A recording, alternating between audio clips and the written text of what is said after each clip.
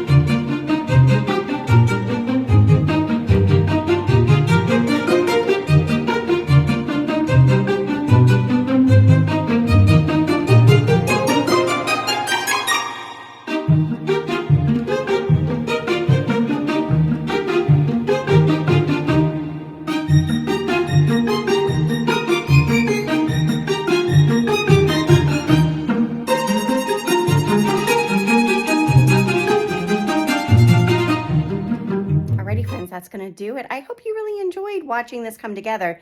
I know I loved doing it, and it did take me a little bit longer than I thought it would because I played with it a lot. This was the first thing I did for Halloween. I always start with the mantle, always. I don't know why, but I do. It just sets the tone for the whole end of the house, it seems. Anyway, I forgot to mention in the beginning of the video that I did try that viral trend of painting the little transparent ghost into a thrift store picture. It turned out really well. I love how it looks, and I think I hauled that in a video earlier in the summer. I can't remember for sure. If I didn't, it was $3 at Goodwill, and I love doing it. So I encourage you, if you haven't tried that trend yet, go ahead and try it. It's a fun, easy way to add a little bit of Halloween to your home without breaking the bank, and you can say that you made it yourself. So if you enjoyed today's video, please give it a thumbs up. It helps me know that you liked what you saw. And don't forget to comment. Tell me what you think. Don't forget to subscribe if you haven't already. And until next week, when we do this all again, actually, no, I'm doing Vlogtober, so I'll see you tomorrow. Bye.